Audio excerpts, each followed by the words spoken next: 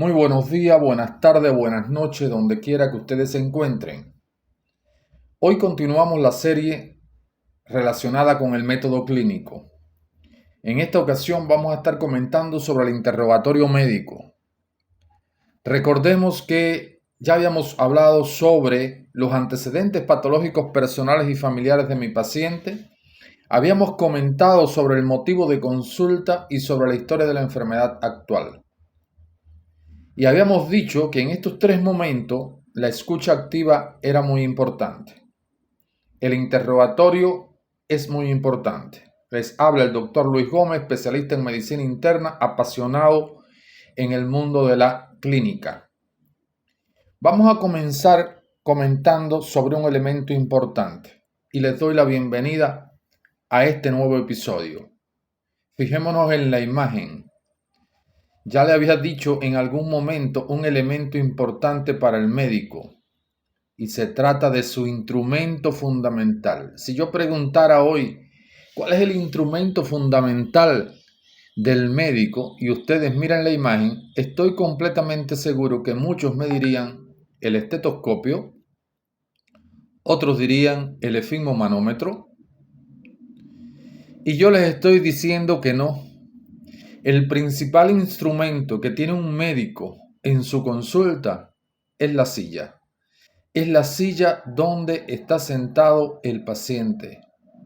Es esa silla al lado del médico para realizar el buen interrogatorio y el buen examen físico.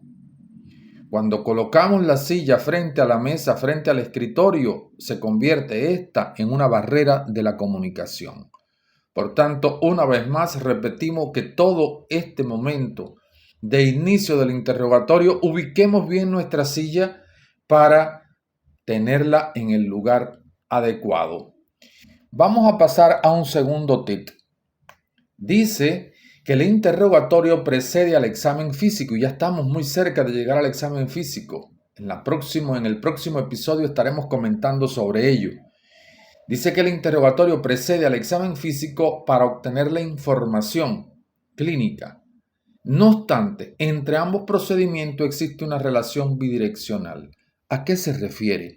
A que muchas veces hemos terminado de hacer el interrogatorio, hemos terminado de hacer nuestra anamnesis, la historia de la enfermedad actual, hemos recoleccionado todos los antecedentes que consideramos son los necesarios y vamos a realizar el examen físico. Sin embargo, cuando realizo el examen físico, encuentro algo positivo al examen físico.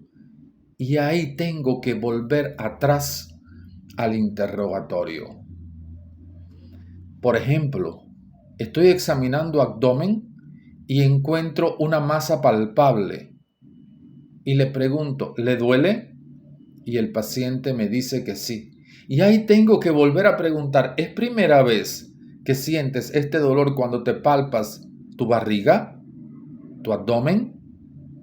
Es decir, estoy necesariamente obligado a ir atrás de nuevo a hacer otras preguntas que forman parte de ese interrogatorio. Ese sería el segundo tip importante. Tercer tip. Toda recomendación sobre la necesidad de ser minucioso en esta herramienta del interrogatorio resulta pobre en relación a su importancia.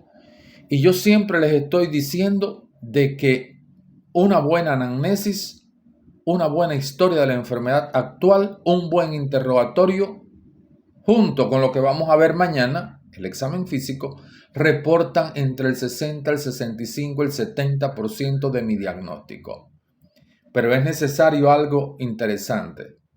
Y si miramos la imagen, estas dos personas se están tocando sus orejas. Y es porque es otro principio de la medicina que escuchemos más y hablemos menos. Entonces, mientras nuestro paciente nos está respondiendo quizás las preguntas del interrogatorio, yo tengo que escucharlo. No lo interrumpimos. Dice alguna literatura que el médico interrumpe al paciente a los 18 segundos, de forma de un promedio. Entonces, cambiemos ese número y somos nosotros los únicos capaces de poderlo cambiar. Entonces, fijémonos que el Señor nos ha dotado de 2 orejas y una sola boca, y eso implica escuchar más y hablar menos. Vamos para el próximo tip. Hoy en día se hace alusión, y miren la cara de este médico, a un fenómeno muy negativo que se está dando en la práctica médica asistencial. Y es hoy en día, pero viene de hace muchos años y no lo acabamos de eliminar. Y es un fenómeno conocido como la crisis del método clínico. ¿A qué se refiere? A que no hacemos la buena historia de la enfermedad actual. Usted revisa una historia clínica y está hecha la historia de la enfermedad actual en 4 líneas y no es posible. Porque si mi paciente tiene 3 motivos de consulta, yo tengo que aplicarle la lisafredusa a esos motivos de consulta. Y eso me va a generar cuanto mínimo 10 líneas en la historia de la enfermedad actual. Entonces, interroguemos bien a nuestro paciente para que hagamos una buena historia clínica y no exista esa crisis del método clínico. ¿Por qué? Porque hoy los médicos, los estudiantes, los residentes, con el afán de terminar rápido, hacen un interrogatorio bien limitado y pasan inmediatamente al 4º momento del diagnóstico, a indicar exámenes laboratorios. Y esa es la crisis. Estamos muy atentos a los resultados de un laboratorio cuando estos lo que tienen que hacer es reforzar mi pensamiento clínico. No es hacer un diagnóstico, es reafirmar mi hipótesis. Entonces, también trabajemos en función de yugular